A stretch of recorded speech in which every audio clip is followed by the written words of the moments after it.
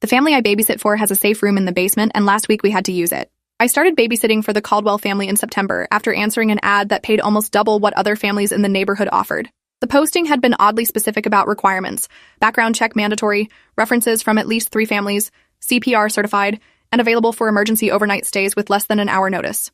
Most babysitting jobs didn't read like applications for a security clearance, but the money was too good to pass up and I needed to pay off my student loans. When I met Catherine Caldwell for the first time at a coffee shop downtown, she spent the first 30 minutes asking me questions that had nothing to do with childcare. How did I handle high-pressure situations? Had I ever had to make a split-second decision that affected someone's safety? Did I have any family history of substance abuse or mental illness? I answered honestly while wondering what kind of household needed a babysitter with crisis management skills. Catherine was in her late 30s, dressed in expensive but understated clothes, with the kind of carefully controlled demeanor that suggested she was used to managing stress. She explained that her husband Dominic worked in financial consulting and traveled frequently for work, sometimes internationally for weeks at a time. They had 2 kids, 10-year-old Finn and 7-year-old Iris, both bright and well-behaved according to their mother. The family had just moved to the area 6 months ago for Dominic's job, and they were still getting settled. Catherine said she worked from home doing something vague with data analysis and needed someone reliable who could handle the kids after school and some evenings. Everything sounded normal enough until she mentioned the house had some unusual security features I'd need to learn. She said it casually, like she was mentioning they had a tricky garage door opener, but something in her tone made my stomach tighten. I asked what she meant by security features, and she smiled in a way that didn't reach her eyes. She said we'd go over everything during my first day. The Caldwell house was in one of those new developments where every home looked vaguely the same, large and modern with perfect landscaping and 3-car garages. From the outside, it seemed completely ordinary, the kind of place where families barbecued on weekends and kids rode bikes in circles. But when Catherine gave me the tour on my first day, I started noticing things that weren't normal. Every window had sensors that beeped if you opened them more than 6 inches. There were cameras in every room except the bathrooms and bedrooms, though Catherine assured me they were only checked if there was a problem. The front and back doors had biometric locks that required a fingerprint scan, and Catherine programmed mine into the system while explaining that only 4 people had access: her, Dominic, me, and their previous babysitter who'd moved away last month. The kids didn't have access codes, which seemed strange until Catherine explained they were working on teaching them responsible security practices first. Finn and Iris were quiet kids who seemed older than their ages in the way they carried themselves. Finn had dark hair and his mother's careful way of watching everything before speaking. Iris was small for 7 with blonde braids and a habit of chewing her bottom lip when she was thinking. Both of them were polite almost to a fault, saying please and thank you for everything, and asking permission before touching anything. On that first afternoon, I made them snacks and helped with homework while Catherine worked in her upstairs office. Everything felt normal until Iris knocked over her juice and immediately burst into tears, apologizing over and over like she'd committed a serious crime instead of a minor accident. I cleaned it up and told her it was fine. Accidents happened, but she kept apologizing until Finn put his hand on her shoulder and whispered something I couldn't hear.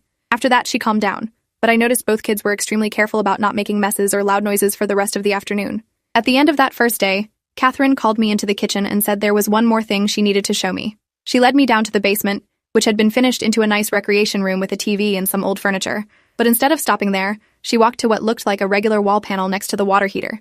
She pressed her palm against it, and a hidden door clicked open, revealing a small room about 8 feet by 10 feet. Inside were 2 twin beds, shelves stocked with bottled water and non-perishable food, a first aid kit, a bucket with a lid, and a landline phone mounted on the wall.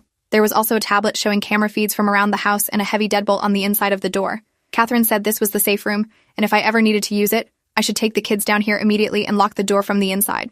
The phone connected directly to a private security company that worked with their family, not 911. She made me practice opening the door 3 times until I could do it quickly. I asked what scenario would require us to use a safe room, and Catherine's expression went carefully blank. She said they'd had some security concerns at Dominic's previous job. Nothing specific I needed to worry about, but they believed in being prepared. The way she said it made it clear she wasn't going to provide more details. She made me memorize the entry code for the safe room door, 4 digits that spelled out SAFE on a phone keypad. Then she showed me how to check that the cameras were working and explained that if anything felt wrong, even if I couldn't articulate why, I should trust my instincts and take the kids to the basement. She'd rather have a false alarm than take chances with her children's safety. I left that evening feeling unsettled but telling myself that some people were just extra cautious. Maybe Dominic worked with sensitive financial information, and they'd received threats from disgruntled clients. Maybe Catherine had anxiety and needed the security measures to feel safe. I didn't let myself think too hard about what kind of threat would require a hidden safe room. Over the next few months, I fell into a routine with the Caldwell family.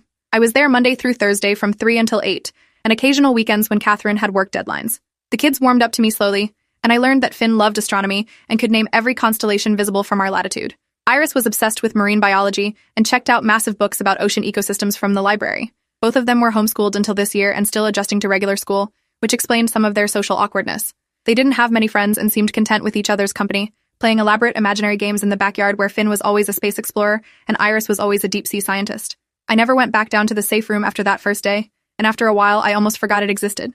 The security cameras and fingerprint locks just became part of the background, no stranger than any other household quirks. Dominic came home from his trips every few weeks, and I only met him a handful of times. He was tall and thin with graying hair, and the distracted air of someone whose mind was always somewhere else. He was polite to me but never chatty, usually disappearing into his home office within minutes of arriving. The kids lit up when he was home, following him around and telling him about school, but he always seemed vaguely uncomfortable with their attention, like he didn't quite know what to do with it. Catherine became more relaxed when he was there, some of the tightness leaving her shoulders, but she also watched him constantly like she was monitoring his mood. One evening when I was leaving and Dominic had just gotten back from a trip, I overheard them arguing in the kitchen. Catherine's voice was low but sharp, saying something about promises he'd made and timelines that weren't being met. Dominic responded that he was handling it and she needed to trust him. I left quickly before they realized I could hear them. The Thursday everything changed started like any other day. I picked up the kids from school at 3:15, and we stopped at the library so Iris could return her ocean books and get new ones. Finn wanted to check out a book about black holes that was way above his reading level, but I let him get it anyway. We got home around 4, and I made them apple slices with peanut butter while they did homework at the kitchen table. Catherine was upstairs on a video call, her office door closed. Everything was completely normal until around 5:30 when both kids suddenly went quiet and looked toward the front door. I hadn't heard anything, but they were both frozen with their pencils hovering over their worksheets. Then I heard it too, a car pulling into the driveway, which wasn't unusual except Catherine wasn't expecting anyone, and Dominic wasn't due home for another week. I walked to the front window and saw a black SUV with tinted windows parked behind Catherine's car. 2 men in suits were getting out, and something about the way they moved made my pulse quicken. The doorbell rang, and I checked the camera feed on the tablet by the door. The 2 men were standing on the porch, both wearing sunglasses even though the sun was setting. One of them held up a badge to the camera and said they were federal agents needing to speak with Dominic Caldwell. My mouth went dry because something about this felt wrong, but I couldn't articulate what. I called up to Catherine, and her office door opened immediately. She came down the stairs fast, looked at the camera feed, and her face went completely white. She grabbed my arm hard enough to bruise and said one word: basement. I started to ask what was happening, but she cut me off, saying there was no time to explain and I needed to get the kids to the safe room right now. Her voice had an edge of panic that made me move without thinking. I grabbed Finn and Iris by their hands and pulled them toward the basement stairs while Catherine went to the front door. Behind me, I heard her telling the men through the intercom that she needed to see proper identification and a warrant. The kids didn't ask questions as we ran down the basement stairs. They'd clearly been trained for this, and both of them were moving with the same focused urgency their mother had shown. I fumbled with the wall panel for a second before remembering the sequence, and the safe room door clicked open. We piled inside and I locked the heavy deadbolt while my hands shook. Through the tablet showing the camera feeds, I could see Catherine still at the front door talking to the men. One of them was holding up papers that might have been a warrant, but I couldn't see clearly enough to be sure. The other one was looking around the property with his hand resting on something at his hip. Catherine kept shaking her head and pointing at the papers, her body language aggressive and protective. Then more vehicles started arriving, 3 police cars with lights flashing and another dark SUV. Officers in tactical gear were spreading out around the house, and I felt like I was watching a movie instead of the camera feed from a family I babysat for. Finn was sitting on one of the beds with his arms around Iris, both of them quiet but clearly scared. I asked if they knew what was happening, and Finn shook his head, but something in his expression told me he'd been expecting this eventually.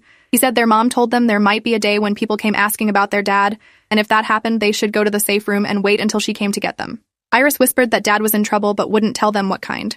She said they'd had to move 3 times in the past 2 years, and each time mom said it was for dad's work, but she and Finn had heard them arguing about it late at night. I sat down on the other bed and pulled out my phone to call 911, but Finn said we weren't supposed to do that. He pointed to the landline on the wall and said we only used that phone. Only called the number mom programmed into it. I picked up the receiver and it automatically dialed, connecting to someone who answered with a security company name I didn't recognize. The woman on the phone asked for my access code, which I didn't have because Catherine had never given me one. I explained who I was, and that Catherine had told me to bring the kids to the safe room because federal agents were at the house.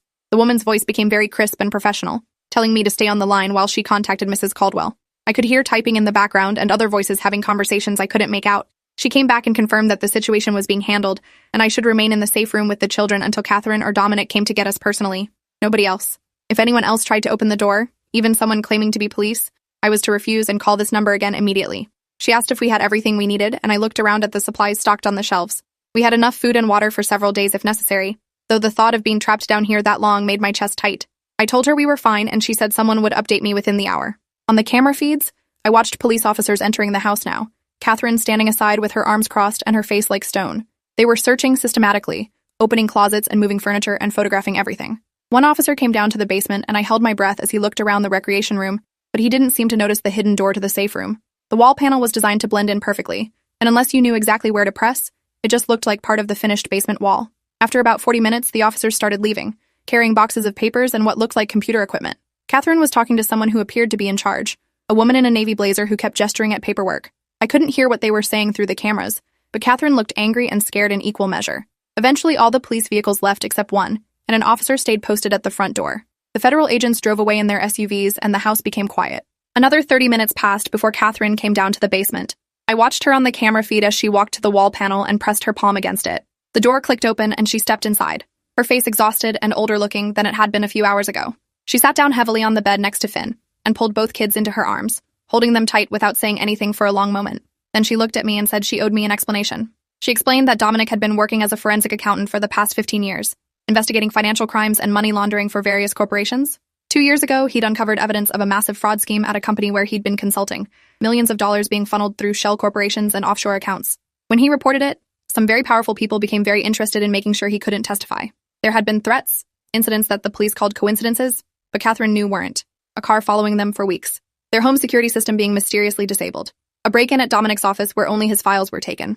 Catherine said they'd entered something like witness protection, though not official WITSEC because Dominic hadn't been subpoenaed yet. A private security firm helped them relocate multiple times, setting up new identities and secure housing. The safe room wasn't paranoia. It was a necessary precaution based on credible threats. She'd hoped they were done running, that this house would be their permanent stop, but apparently the investigation had accelerated, and federal agents wanted to bring Dominic in to testify immediately. He was currently in protective custody at an undisclosed location, which is why they'd come to the house looking for him. Catherine had refused to tell them where he was until she could verify everything was legitimate and her family would be protected. The officer still outside was there for our protection, supposedly, though Catherine seemed skeptical about how much actual protection one local cop could provide against people who'd already proven they could find them multiple times. She said we'd need to stay in the house tonight while she figured out next steps, but tomorrow we might need to move again. The kids took this news with a calmness that broke my heart. They'd clearly been through this before, uprooted from schools and friends and homes without warning. Iris asked if they'd be able to finish the school year, and Catherine couldn't promise that. Finn wanted to know if Dad was safe, and Catherine said yes. He was surrounded by federal agents and in the most secure location possible. I sat there trying to process that I'd somehow ended up in the middle of a situation involving witness protection and federal investigations. I asked Catherine if I should leave, if my being here put them at additional risk, but she shook her head. She said I was already involved now, and honestly, she needed the help. She couldn't watch the kids and handle all the security logistics and communicate with Dominic's lawyers at the same time. She'd pay me triple my normal rate for however long this situation lasted, and if I wanted to back out, she'd understand completely. But something in her face, the desperation and exhaustion and fear for her children, made it impossible to walk away. I told her I'd stay. That night, we slept in the safe room, all four of us cramped into the small space. Catherine had brought down blankets and pillows, and she set up the tablet to rotate through all the camera feeds. Every hour or so, I'd wake up and see her sitting on the floor watching the screens, her phone in her hand and dark circles under her eyes. The officer outside changed shifts at midnight, a different cop car pulling up and the first one leaving. Catherine watched this on the cameras and made a phone call I couldn't hear, presumably to the security company to verify the shift change was legitimate. I dozed fitfully, waking at every sound, my mind racing with questions I didn't know how to ask. In the morning, Catherine's phone rang at 6 and she answered it immediately. I could only hear her side of the conversation, but it was clear someone was giving her instructions. She said understood multiple times and when and how long. When she hung up, she told us we were leaving in 2 hours and could only bring what fit in one bag each. The next week was a blur of hotels and rental cars and constant movement. Catherine pulled the kids out of school indefinitely, saying she'd homeschool them again until things settled down. The security company had arranged a temporary safe house in a different state, but it would take several days to prepare it.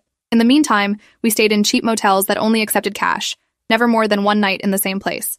Catherine paid me in cash too, counting out bills from an envelope that seemed to have an endless supply. The kids did their schoolwork on tablets while we drove from place to place, and I helped quiz them on spelling words and math problems in various motel rooms that all smelled like cleaning chemicals and old carpet. At night, Catherine would make phone calls in the bathroom with the shower running to mask her voice, and I'd stay with Finn and Iris watching TV with the volume up. They never complained or asked when this would be over. They just adapted with a resilience that seemed learned from too much practice.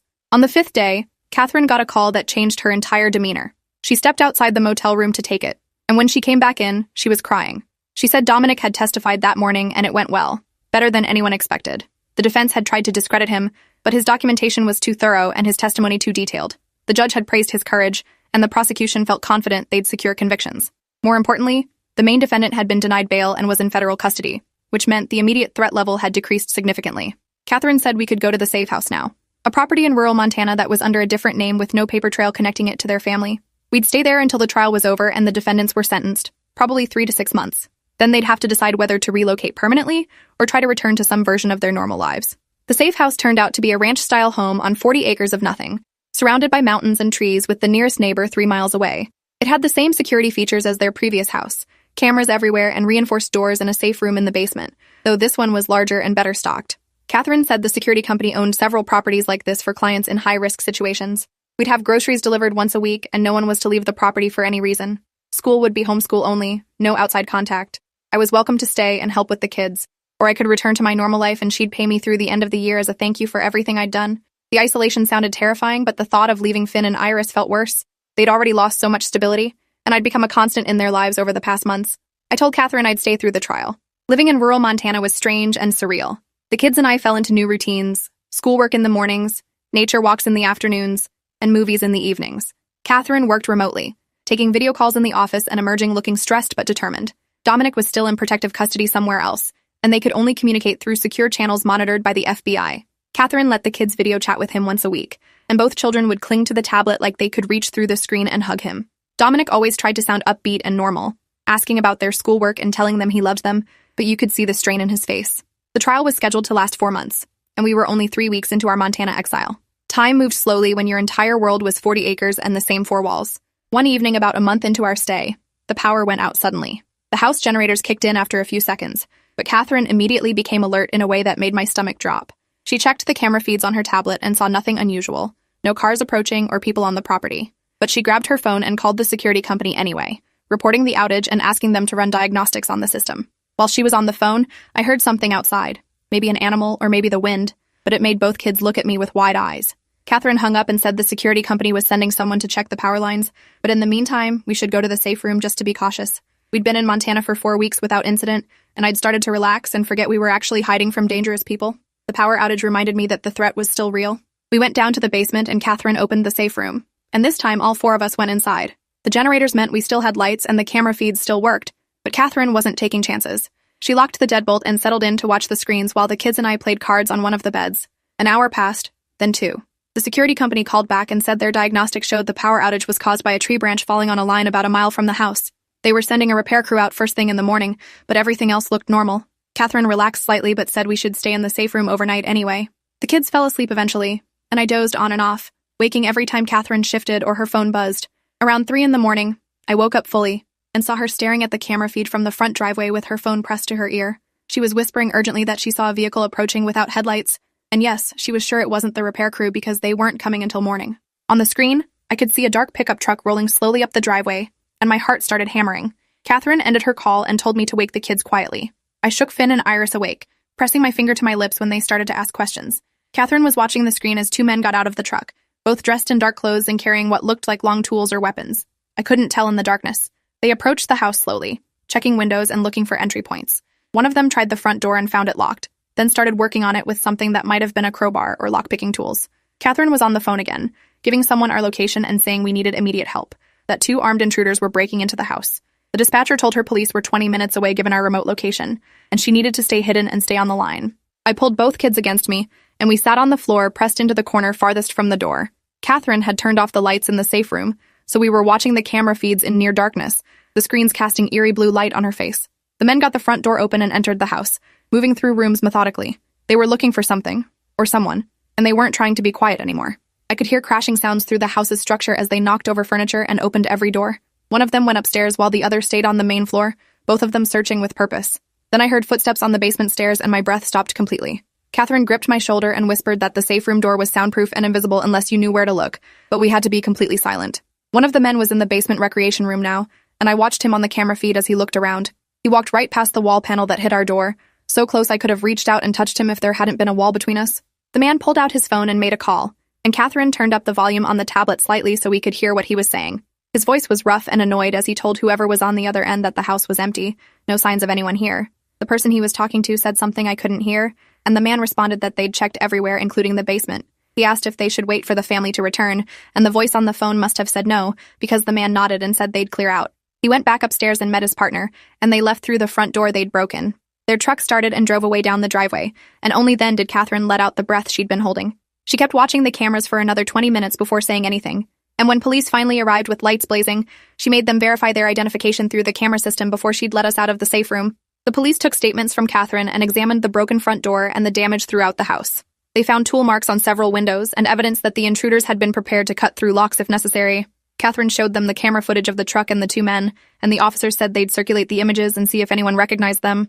But we all knew the chances of catching these people were slim, and even if they were caught, whoever sent them would just send others. Catherine called the security company and said we couldn't stay here anymore. The location had been compromised somehow, and we needed to move immediately. By dawn, we were packing up again, leaving behind the Montana safe house that hadn't been safe after all. The security company arranged a new location, this time in New England, a different house owned by different shell companies with no connection to the previous properties. Catherine said she was starting to feel like they were chess pieces being moved around a board, always reacting and never getting ahead of the threat. The next 3 months passed in a similar pattern. We'd settle into a new location for a few weeks and start to feel almost normal. Then something would happen. A suspicious car on the road, or a strange phone call, or a delivery person who asked too many questions, and Catherine would decide we needed to move again. The kids stopped unpacking completely, just living out of their suitcases because there was no point in pretending we'd stay anywhere permanently. Finn stopped talking about his astronomy books, and Iris stopped checking out library books because we never stayed anywhere long enough to finish them. Both of them became quieter and more withdrawn, and I started to see the real cost of this life on them. They weren't just scared, they were tired, exhausted in a way children shouldn't be. Catherine was slowly falling apart too, losing weight and developing a tremor in her hands from stress and lack of sleep. She'd been strong and controlled at the beginning, but months of running and hiding were breaking down her defenses. The trial finally ended in late spring with guilty verdicts on all counts. The main defendant got 40 years, his partners got sentences ranging from 15 to 30 years, and multiple assets were seized. Dominic's testimony had been the cornerstone of the prosecution's case, and the judge commended him publicly for his courage. Catherine cried when she got the news, months of tension finally releasing. She told the kids their dad would be coming home soon, that we could stop moving and start building a real life again. The security company arranged one final relocation to a city neither Dominic nor Catherine had connections to, a place where they could start fresh with new names and new backgrounds. It wasn't official witness protection, but it functioned the same way. They'd be the Bennett family now, and I'd have to stop calling them by their real names. Dominic would work remotely under a different professional identity. Catherine would continue her data analysis work from home. The kids would enroll in school as Finn and Iris Bennett, and maybe this time they'd be able to make friends and stay long enough to keep them. My job officially ended when they settled into their new house in the new city. Catherine paid me everything she'd promised plus a substantial bonus, enough to pay off all my loans and have savings left over. She thanked me for staying through everything, for protecting her kids and never asking too many questions. She said most people would have walked away after the first incident, but I'd stuck with them through months of chaos and fear. The kids cried when I said goodbye, and I cried too because I'd become attached to them in a way I hadn't expected. They asked if I'd come visit, and Catherine said maybe someday when things were more settled. But we all knew the truth. Clean breaks were safer, no connections to their previous life that could be traced. I hugged them both and told them to be brave and remember they were strong enough to handle anything. Finn whispered that I was the bravest person he'd ever met, and that almost broke me completely. I went back to my normal life, but nothing felt normal anymore. I'd jump at unexpected sounds and check over my shoulder constantly. I couldn't watch the news without thinking about all the things happening behind the scenes that regular people never knew about. I thought about the Caldwells, or the Bennetts, or whoever they were now, and hoped they'd finally found safety. I thought about the safe room in the basement and how many times we'd had to use it, each time wondering if this was the day something would go truly wrong.